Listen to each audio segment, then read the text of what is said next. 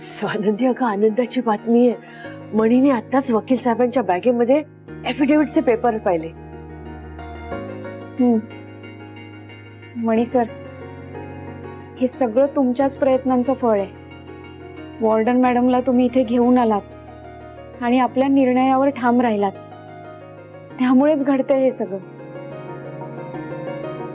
पण खरं सांगू का, म्हणजे हे इतकं सहज घडतंय ना की त्यावर माझा विश्वासच बसत नाहीये. स्वानंदी, आता आता काळजी करू नकोस. आता सगळंच चांगलं होणार. आपण एक कुटुंब म्हणून जगासमोर येऊ. आपल्याला आपला हक्क मिळणार. मला मला माझं नाव मिळणार.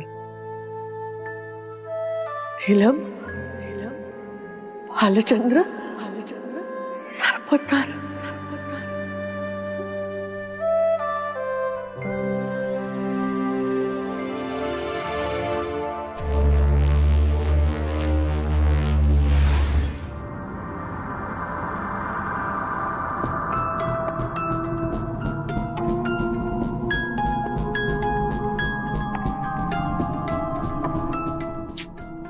यार, काहीच सुचत नाहीये मला.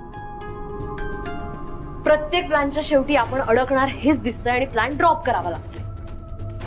हेच होणार आहे. आपण इथे आयडियाजवर आयडियाज ड्रॉप करू आणि उद्या स्वानंदीचं डोहाळजेवण होऊन जाईल. मणीच्या नजरेत येणार नाही अशी काहीतरी आयडिया सुचायला पाहिजे. तो प्रत्येक गोष्टीकडे लक्ष ठेवून असणार. मग ते कॅटरिंग असू दे किंवा डेकोरेशन किंवा पाहुण्यांची व्यवस्था, तो सगळ्या गोष्टी बारीकपणे स्कॅन करून पाठवणार. पण एक गोष्ट अशी आहे जी मणीला माहित नाही किंवा तो स्कॅन करून पाठवू शकणार नाही, कारण मणीने आजपर्यंत डोहाळजेवण अटेंडच नाही केलं कोणाचं. तीच गोष्ट आपल्या उपयोगी पडेल. कुठली गोष्ट मम्मा? चंद्र. कम ऑन मॉम, आता चंद्राचा आणि डोहाळजेवणाचा काय संबंध? तुला माहित नाही ना, मणीला पण माहित नसणार.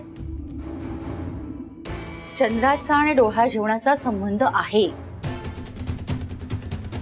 एक मिनिट सुजीत, तो चंद्र नाही, आकाशातला तो नाही म्हणते. डोहाळजेवणात आर्टिफिशियल चंद्र बनवला जातो आणि जिचं डोहाळजेवण असतं तिला त्या चंद्रावर बसवलं जातं आणि फोटो काढायचा असतो. अशी रीतच असते. बरं मम्मा, यात प्लॅन काय आहे? स्वयंपाक जरी मणी घरी बनवणार असला तरी चंद्र घरी बनवणार नाही. मग चंद्र भाड्यावर येणार. मग त्यात काही बिघाड झाला तर दोष कोणाचा? सप्लायर्सचा. आपल्यावर संशयच येणार नाही कोणाला. मामा मामा, जरा स्पष्ट सांग, तुझ्या डोक्यात नेमकं काय सुरू आहे? प्लॅन अगदी सोपा आहे. त्या चंद्रावर स्वानंदी बसेल. चंद्र मोडेल आणि स्वानंदी पडेल. करेक्ट आहे, करेक्ट आहे. That's the point. म्हणजे आपल्यावर संशय येणार नाही. हे आवाज नको, कोणीतरी ऐके.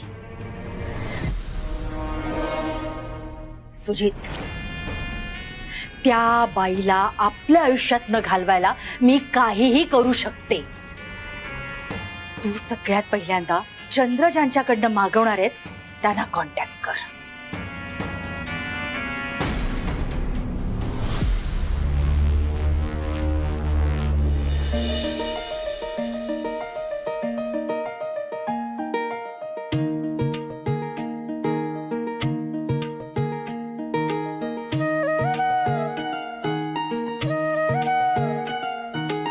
बाळू, तू इथे काय करतोय? तुला काय काम सांगितलं होतं मी? जा सिक्युरिटीचं बघ. Sorry sir.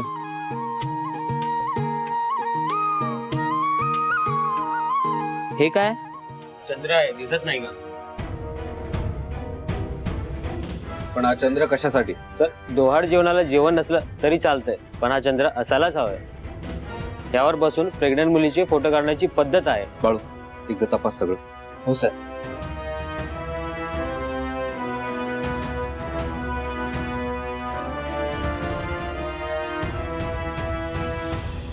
ओके आहे सर. सर स्टेज कुठे असणार आहे म्हणजे मला चंद्र प्लेस करता येईल? सांगतो. सदा, यांना स्टेज दाखव.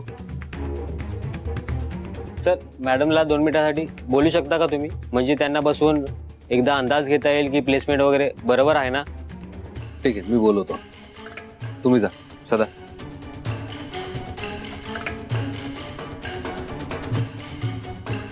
बाळू, तुझं काम कर जा. हो सर. हा.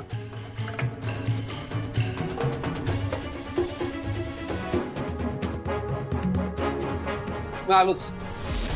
स्वानंदी.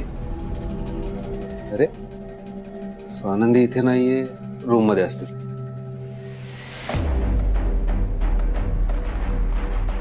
साहेब, या ॲफिडेव्हिटमध्ये तुम्ही सांगितल्याप्रमाणे सर्व पॉइंट डिटेल्समध्ये कव्हर केलेले आहेत. तुमच्या पहिल्या मिसेस आणि त्यांचा मुलगा, त्यांना तुम्ही नाव देणार आहात हे सुद्धा लिहिलेलं आहे आणि तुम्ही त्यांचा स्वीकार करणार आहात असंही त्यात नमूद केलंय. तुम्हाला वकील कोणी केलं? कारकून व्हायच्या लायकीचे आहात तुम्ही. अक्कल नाहीये तुम्हाला? काय झालं सर? तुम्हीच तर बनवायला सांगितलेत हे पेपर. अहो, इतकं परफेक्ट ॲफिडेव्हिट बनवलं तुम्ही. म्हणजे मला काही कळत नाही सर, तुम्ही काय म्हणताय ते. वकील साहेब, आपला क्लायंट काय बोलतोय त्याच्यापेक्षा त्याच्या म्हणण्याचा अर्थ काय आहे हे एक हुशार वकीलनी ओळखावं अशी त्याची अपेक्षा असते. आता तुम्ही हे जे परफेक्ट ॲफिडेव्हिट बनवलंय ह्याच्यावर मी सह्या करू आणि मग नीलम आणि मणीला माझं नाव द्यावं लागेल, त्यांचा हक्क द्यावा लागेल. पण सर, तुम्हीच तर म्हणाला होतात ना की हे अर्जंट आहे म्हणून. वकील साहेब, पुन्हा तुम्हाला मी सांगतोय, लक्षात घ्या जरा.